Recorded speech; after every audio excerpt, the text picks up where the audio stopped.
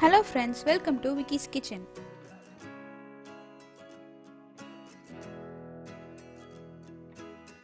இன்னும் நீங்க என் சேனலுக்கு சப்ஸ்கிரைப் பண்ணலனா மறக்காம சப்ஸ்கிரைப் பண்ணிடுங்க.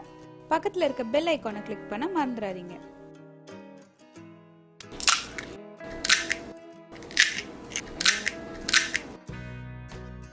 இன்னைக்கு நம்ம பானி பூரிக்கு ஃபர்ஸ்ட் பூரி எப்படி செய்யறதுன்னு பார்க்கலாம். 1 கப் ரவை, 2 டேபிள்ஸ்பூன் மைதா, 1/4 டீஸ்பூன் உப்பு. இப்போ இதை நல்லா மிக்ஸ் பண்ணிக்கோங்க. 1/4 கப் கூட 2 டேபிள்ஸ்பூன் அளவுக்கு தண்ணி சேர்த்து இதை நல்லா பிசைஞ்சிக்கலாம். கைவிடாமல் நல்லா 5 நிமிஷத்துக்கு பிசைஞ்சிக்கோங்க. அப்போ தான் மாவு நல்லா ஸ்மூத்தாக சாஃப்டாக இருக்கும். அவ்வளோதான், நம்ம பூரி மாவு ரெடி. இது அப்படியே ஒரு ஈரத்துணி போட்டு மூடி வச்சிருங்க. 30 நிமிஷத்துக்கு அப்படியே இருக்கட்டும். நெக்ஸ்ட் நம்ம ஸ்வீட் சட்னி செஞ்சிடலாம். ஒரு பேனில் 2 கப் அளவுக்கு தண்ணி சேர்த்துக்கிறேன். 50 கிராம் புளி சேர்த்துக்கலாம்.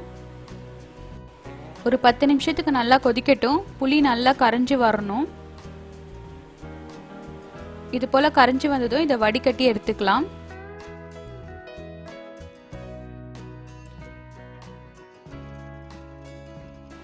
இதில் கொஞ்சம் கூட பல்ப் வேஸ்ட் பண்ணாமல் நல்லா ஸ்ட்ரெயின் பண்ணி எடுத்துக்கோங்க.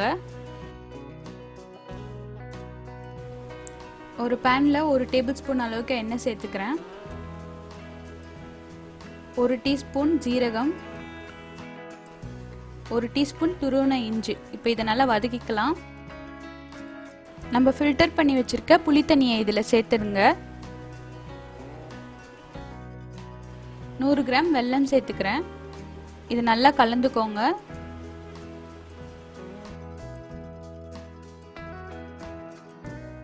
கால் டீஸ்பூன் இந்துப்பு, 1 teaspoon Kashmir red chilli powder, இது ரெண்டும் சேர்த்து நல்லா மிக்ஸ் பண்ணிக்கோங்க. இந்த சட்னி நீங்கள் சமோசா கச்சோரியோடலாம் சாப்பிடலாம். ரொம்பவே டேஸ்டியாக இருக்கும்.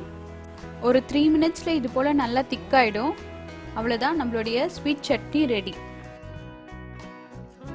நெக்ஸ்ட் நம்ம பானி எப்படி செய்யறதுன்னு பார்க்கலாம். ஒரு துண்டு இஞ்சி, 2 பச்சை மிளகாய், 1/2 கப் கொத்தமல்லி இலை, 1/2 கப் புதினா இலை,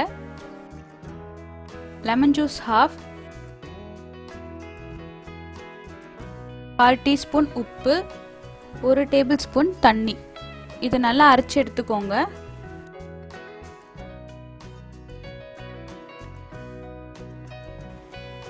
ஒரு பவுலில் 2 கப் தண்ணி சேர்த்துக்கிறேன். இப்போ நம்ம அரைச்சி வச்சிருக்க பேஸ்ட்டை இதில் ஆட் பண்ணிக்கோங்க. பானி ஃப்ரிட்ஜில் வச்சுட்டு எடுத்து சர்வ் பண்ணி சாப்பிட்டா ரொம்பவே டேஸ்டியாக இருக்கும்.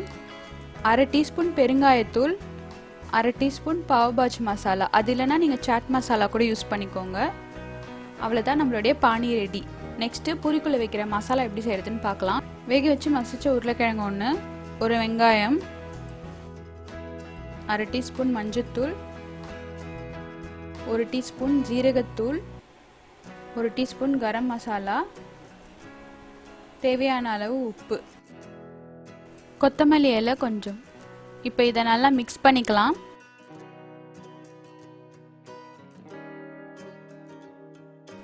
ஒரு teaspoon red chilli powder, 1/4 teaspoon பெருங்காயத்தூள். இதை நல்லா மிக்ஸ் பண்ணிக்கோங்க. அவ்வளோதான், நம்மளுடைய மசாலா ரெடி. இப்போ நம்ம பூரி ரெடி பண்ணிடலாம்.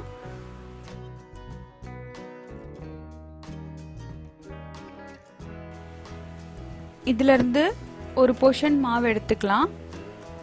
மிச்சம் இருக்க மாவை க்ளோஸ் பண்ணி வச்சிடுங்க. இதை சப்பாத்தி உருட்டுற மாதிரி நல்லா மெலிசா உருட்டி எடுத்துக்கோங்க.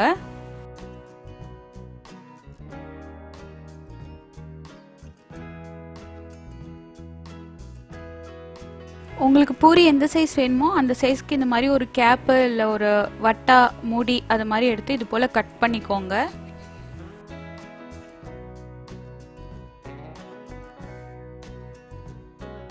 இது போல் நல்லா தின்னாக இருக்கணும்.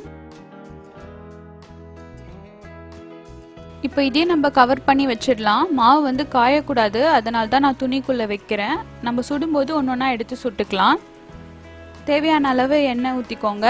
இப்போ இதை ஃப்ரை பண்ணி எடுத்துக்கலாம். லோ மீடியம் ஃப்ளேமில் வச்சு பொறுமையாக குக் பண்ணுங்கள், அப்போ தான் கிறிஸ்பியாக வரும்.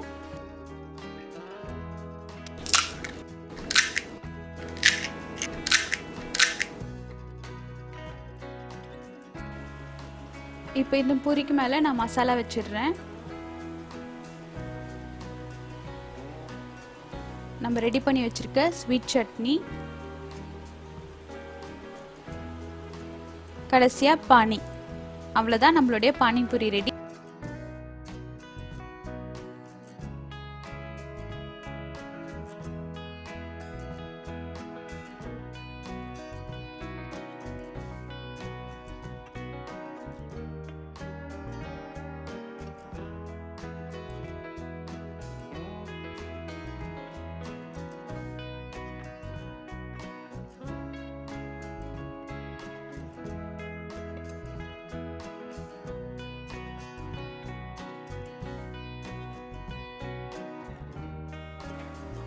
இதை ட்ரை பண்ணி பார்த்துட்டு உங்களுடைய கமெண்ட்ஸ் என்னோட ஷேர் பண்ணுங்கள். தேங்க்யூ.